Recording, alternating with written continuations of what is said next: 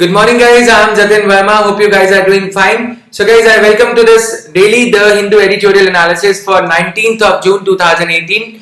Guys, before I begin, I would like to introduce myself. I'm an educator on Unacademy. In order to find the daily news analysis, newspaper का analysis होता क्या है, जून 2018 के prelims में 34 questions daily news analysis में से click हुए, तो आप मेरे को अनअकैडमी पे फॉलो कर सकते हो. अनअकैडमी की प्रोफाइल का लिंक, जैसे आप लोग YouTube पे ये चैनल देख रहे हो, वैसे अनअकैडमी पे भी मेरी प्रोफाइल है जतिन वर्मा नाम से. unacademy.com पे विजिट करके जतिन वर्मा नाम सर्च कर सकते हो. So guys, और इसके अलावा Facebook पे जतिन वर्मा 0509, यहाँ पे इंपॉर्टेंट PDF वगैरह I keep on sharing with respect to UPSC civil services preparation. Facebook group है, आप लोग इंटरैक्ट कर सकते हो, और लोग जो प्रिपेयर कर रहे हैं कोचिंग के नोट्स वगैरह शेयर कर सकते हो यहाँ पे IAS तैयारी विद जतिन वर्मा पे. और ये YouTube चैनल है, इसे सब्सक्राइब कर सकते हो, सब्सक्रिप्शन का बटन आपको नीचे टैब दिख जाएगा. टेलीग्राम चैनल है IAS तैयारी विद जतिन वर्मा अगेन. और अगर कोई पर्सनल क्वेरी है प्रिपरेशन रिलेटेड, studiousjatin@gmail.com पे you can reach out to me. And ये कोर्स है, जो लोग GS मेंस पेपर 3 की प्रिपरेशन करना चाहते हैं, ये एक पेड कोर्स है अगेन अनअकैडमी प्लस पे. अनअकैडमी प्लस पे GS मेंस पेपर 3 को इस कोर्स में हम 250 expected model questions and answers के थ्रू समझेंगे. क्या अप्रोच लगानी है, क्या क्या चीजें पढ़ी जानी है, इसके लिए आज 12 बजे दोपहर में ये वीडियो आप यहाँ पे इसी चैनल पे पाएंगे, इधर लाइव सेशन और video. So coming to the editorial analysis. Hindu में कुछ खास एडिटोरियल्स आज है नहीं, फिर भी I will try analyzing one or two editorials from the Hindu also. ये एडिटोरियल्स 19th of June 2018 के इंडियन एक्सप्रेस से लिया गया है. नी jerk justice on protection of children from sexual offences act 2012. तो ये 2012 का ये जो एक्ट है, इस पे बेस्ड है. हमने देखा कि जो चिल्ड्रन एजेड बिलो 12 इयर्स, उनके जो रेप की जो सिलसिला चल रहा है कठुआ में और यहाँ सब पे, उसके चलते इंडियन एक्सप्रेस के इस एडिटोरियल राइटर का कहना है कि हम लोग एक नी जर्क रिएक्शन दे रहे हैं, जैसे कि पैर पे कुल्हाड़ी लगने पे हम लोग नी जर्क रिएक्शन देते हैं. तो यहाँ पे ये एडिटोरियल एनालिसिस रेलेवेंट रहेगा GS mains paper 1 social issues के लिए और GS mains paper 2 polity and governance के लिए. और गाइस, इसमें ये जरूरी नहीं है कि ये मेंस के लिए रेलेवेंट है, कुछ कुछ चीजें प्रीलिम्स के लिए भी इंपॉर्टेंट हैं. तो ministry of women and child development ने ये increasing number of rape of minors मतलब children aged below the age of 18 years, ऐसे नंबर ऑफ केसेस के बढ़ने के चलते ये एक रिएक्शन रिस्पॉन्स नहीं है, this is just a reaction कि अप्रैल में India made world news with the introduction of death penalty for child rapist. यदि कोई 12 साल से कम आयु के बच्ची का या बच्चे का रेप करता है या मोलेस्ट करता है या सेक्सुअली हैरेस करता है, तो उनके लिए, खासकर रेपिस्ट के लिए, यहाँ पे डेथ पेनल्टी का प्रावधान रखा गया है. और for prelims please bear in mind that this is gender neutral. ये जो लॉ है, ये सिर्फ लड़कियों के रेप के केस में ही नहीं, बट इवन मेल्स के केस में भी अगर रेप होता है तो ये एप्लीकेबल रहेगा. और राइटर का कहना है कि ये tragic incidents, rape of minors हमारी कंट्री में ये चल रहा है सिलसिला, ये हमें ये रिमाइंड करता है कि हमारी कंट्री के जो कानून हैं, जो प्रणाली है, जो प्रोसीजर्स हैं, they need serious reconsideration. Last time ऐसा ओवरऑल कानून में तब्दीली जो चेंज किया गया था, whatever amendment was brought about, was again in the light of Delhi 2012 rape case and murder case. तो राइटर का ये कहना है कि क्या ऐसे इंसिडेंट्स ही हमें चाहिए कि ये रिमाइंड कराने के लिए कि हमें कानून में कुछ तब्दीली लानी चाहिए, कुछ चेंज लानी चाहिए. तो ये तो नॉर्मल कोर्स में हम क्या data, national crime record bureau जो कि क्राइम का रिकॉर्ड रखता है, मिनिस्ट्री ऑफ होम अफेयर्स के अंडर आता है, क्या उसके डेटा के बेसिस पे, क्या उसका डेटा इनफ नहीं है? Isn't the data provided by NCRB sufficient to remind the authorities, to remind the Ministry of Women and Child and Development that something needs to be done, कि कुछ किया जाना चाहिए इस केस में? क्यों ऐसे सनसनी rape cases he, these rape cases are needed to wake us up, right? हमें जगाने के लिए क्या ये रेप केसेस जरूरी हैं?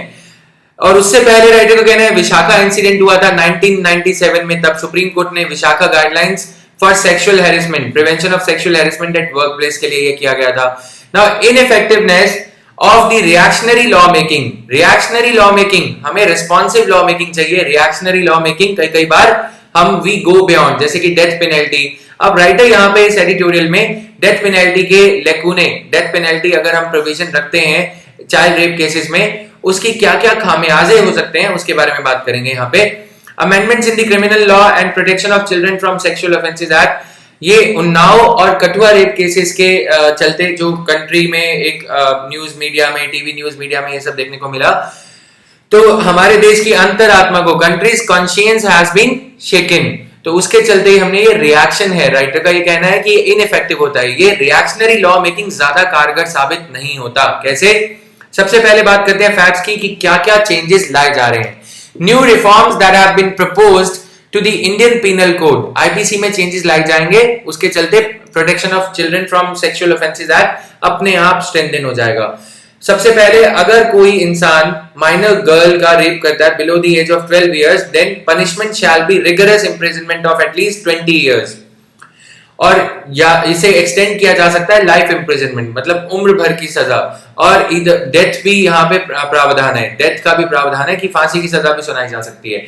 इससे पहले जो अमेंडमेंट से पहले का कानून है उसमें रिगरस इम्प्रिजनमेंट 10 साल तक की थी और life imprisonment along with fine, लेकिन अब उसे डेथ पेनल्टी तक का भी उसमें प्रोविजन रखा गया है। It will be left to the judiciary कि अगर किस केस में डेथ, अगर ब्रूटल रेप केस है तो फिर डेथ पेनल्टी भी दी जा सकती है। दूसरी जो अमेंडमेंट लाई गई है इसमें, if a person rapes a girl who is below 16 years then punishment is rigorous imprisonment of at least 20 years extendable to life imprisonment. तो जो इससे पहले निर्भया रेप केस जो दिसंबर 16, 2012 को हुआ था, उस केस में 2013 की क्रिमिनल अमेंडमेंट में रिगरस इम्प्रिजनमेंट 10 साल के लिए लाया गया था। 16 साल से कम आयु की किसी बच्ची का रेप करने के लिए 10 साल की सजा रिगरस इम्प्रिजनमेंट रखी गई थी, नॉट लेस देन, कम से कम 10 साल की सजा। और लाइफ इम्प्रिजनमेंट में इसे लाइफ इम्प्रिजनमेंट भी दिया जा सकता था depending again on the gravity of the offence, तो ब्रुटैलिटी क्या है उसमें, उसके बेसिस पे। तो ये अब चेंजेस इसमें प्रपोज करे गए हैं। Now ordinance has suggested few more changes, और जो चेंजेस इधर उधर लाए गए हैं, सबसे पहले बात टाइम बाउंड इन्वेस्टिगेशंस की। Time bound investigations, appeals and prior sanction from the courts for prosecution of government servants. However, the main change it suggests is introducing death penalty. तो ये minor changes लाए गए हैं कि prosecution of, अब यहाँ पे one by one इनको analyze करते हैं। सबसे पहले time bound investigations. Critics का ये कहना है कि time bound investigations का provision तो special courts, हम देखते हैं prevention of corruption act, ये सब में भी special courts के प्रावधान हैं, investigations को time bound way में किए जाने के प्रावधान हैं। लेकिन जब तक पुलिस बल, पुलिस फोर्स की स्ट्रेंथ, न्यूमेरिक स्ट्रेंथ नहीं बढ़ाई जाती, तब तक टाइम बाउंड इन्वेस्टिगेशंस इंक्रीज कैसे, तब तक टाइम बाउंड इन्वेस्टिगेशंस हो पाएंगी या नहीं। और अगर टाइम बाउंड इन्वेस्टिगेशंस नहीं होती तो क्या कोई पीनल प्रोविजंस हैं? This is what has been left again in the amended law also. And then other thing is appeals and prior sanctions from the courts for prosecution of government servants. Isn't it disturbing the article 14? Prosecution of government servant, अगर कोई सरकारी अफसर, government officer अगर कोई इस case में accused पाए जाते हैं तो प्रोसिक्यूशन के लिए प्रायर सैंक्शन, कोर्ट से अनुमति लेनी होगी उनके खिलाफ, प्रोसिक्यूट उनको चार्जशीट, गवर्नमेंट सर्वेंट को गवर्नमेंट सर्वेंट के खिलाफ एफआईआर लॉन्च करने के लिए। तो does it not disturb the operationalization of article 14, right to equality? Right to equality आम नागरिक और गवर्नमेंट सर्वेंट्स और कोई भी इंसान, विजय माल्या या कोई भी, सबके खिलाफ बराबर होना, सबको बराबर वे में अप्लाई अवेलेबल होना चाहिए। Why special provision for government servants? Just for the sake of academic criticism, right? It has got its own merits also कि government servants को कई बार हैरेस करने के लिए किया जा सकता है, तो इसीलिए स्पेशल यहाँ पे प्रोविजन रखा गया है।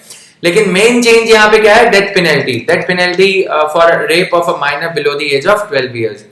And then major provision in protection of children from sexual offences act is setting up of a special juvenile police unit in charge of investigating cases of child abuse.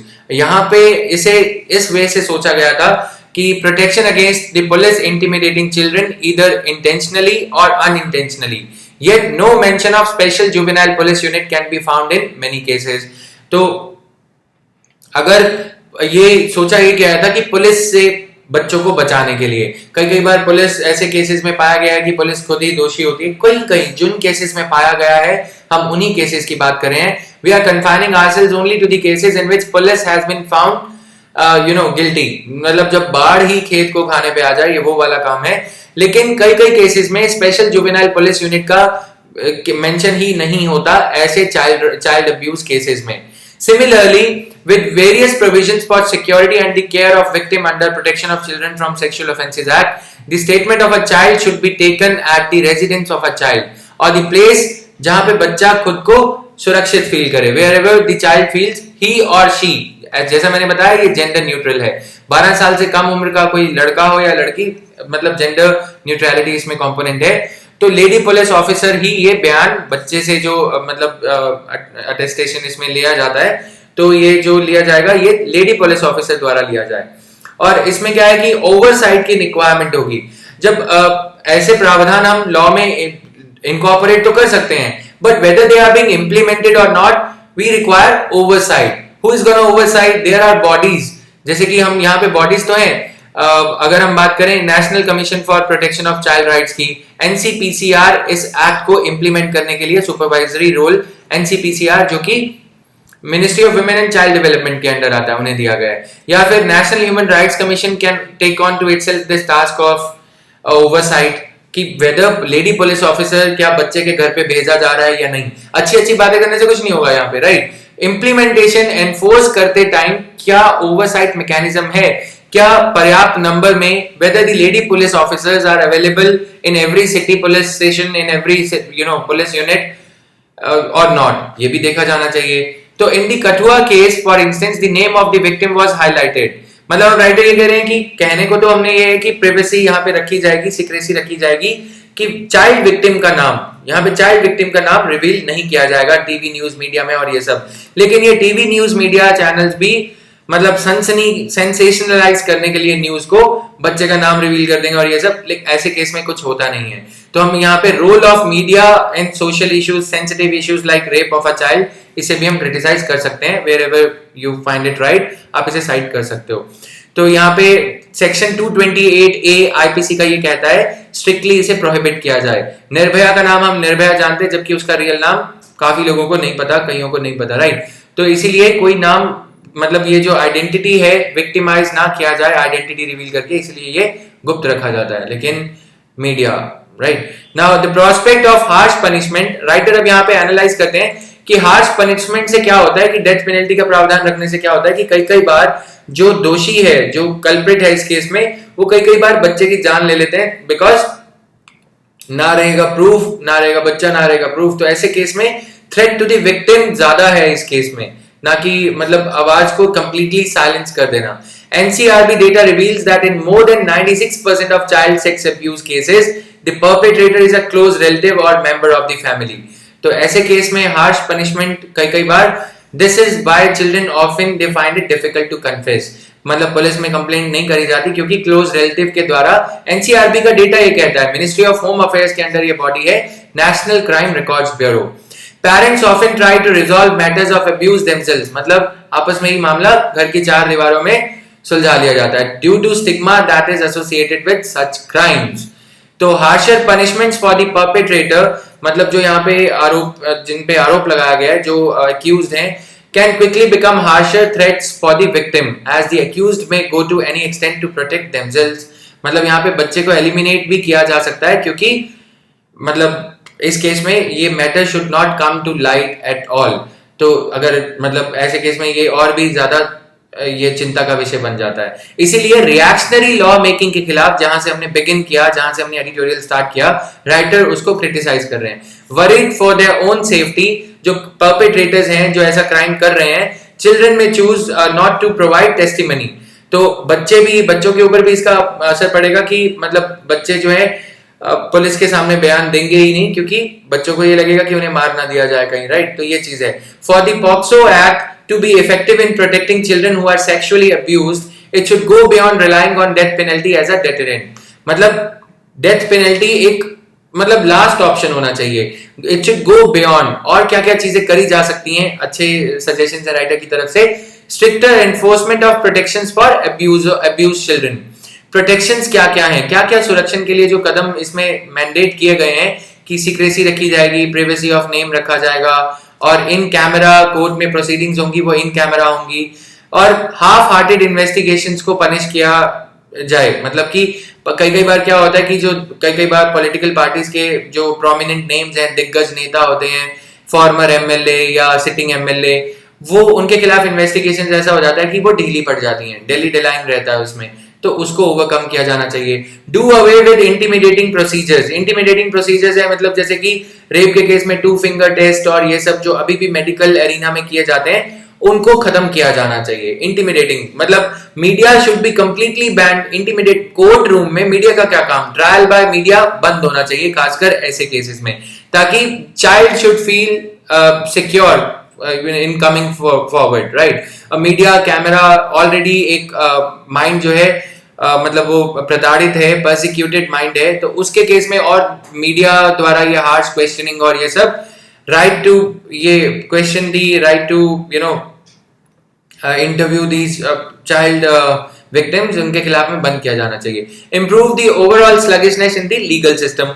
Overall sluggishness जैसा हमने बोला कि इसको monitor कैसे किया जाए कि lady police officers हैं या नहीं है, और पर्याप्त पुलिस बल में मतलब adequate recruitment of women police personal is taking place और नॉट, ये भी देखा जाना चाहिए, राइट। सो ये सब चीजें दुरुस्त कर दी जाएंगी तो डेथ पेनल्टी जो कि एक लास्ट रिएक्शन बचता है वो नहीं होगा।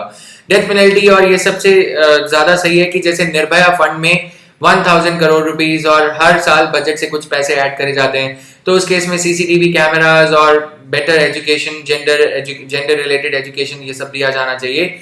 So education is the cure of these social evils, चाहे वो डाउरी हो, चाहे वो चाइल्ड मैरिज हो, चाहे वो चाइल्ड अब्यूज हो, ये सब केसेस में एजुकेशन एक मल्टी एज्ड स्वॉर्ड है यहाँ पे, मतलब मल्टीपल क्या बोलेंगे उसे कि दो धारी तलवार नहीं, मल्टीपल धारों वाली ये तलवार का काम करेगा एजुकेशन अलोन, राइट। सो ऐसा नहीं है कि एजुकेशन के एजुकेटेड फैमिलीज में रेप्स नहीं होते और ये सब नहीं होता, लेकिन the point is not to this extent, right. तो ये जो ड्रंकर्ड और ये सब फैमिलीज में ऐसा ज्यादा देखा जाता है जो डिसप्रिविलेज्ड स्ट्रेटा हमारी सोसाइटी का है, तो उसके लिए एजुकेशन एक कारगर स्टेप रहेगा। Now justice is more than punitive, तो ये लाइंस ऐसे के लिए इंपॉर्टेंट हैं। जस्टिस क्या है, मतलब हमारी कंट्री में रेट्रीब्यूटिव जस्टिस है। रेट्रीब्यूशन मतलब जैसे दो बच्चे लड़ पड़ते हैं और तुमने मेरे साथ ऐसा किया तो हम भी ऐसा करेंगे, बदले की भावना से जस्टिस। रेट्रीब्यूटिव जस्टिस नहीं होना चाहिए, रिफॉर्मेटिव जस्टिस होना चाहिए, ताकि ऐसा जो क्राइम है आगे किसी के साथ हो नहीं।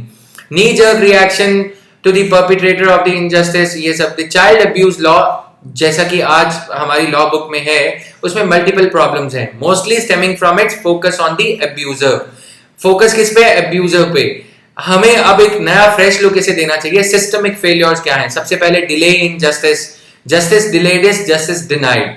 तो failures that allow child abuse to happen, prevent children who are abused from speaking up. तो हमारे सिस्टम में ये जो सोशियो लीगल प्रॉब्लम्स हैं, सोसाइटी बोलने नहीं देती, वो एक चीज है, वो एक प्रॉब्लम है, तो these cases should be allowed to come forth. तो punishment alone is not a complete solution by any means. तो ऐसे सभी न्यूज एनालिसिस और ये सब वीडियोस के लिए आप मेरे को अन अकेडमी पे फॉलो कर सकते हैं। Thanks for watching, bye bye.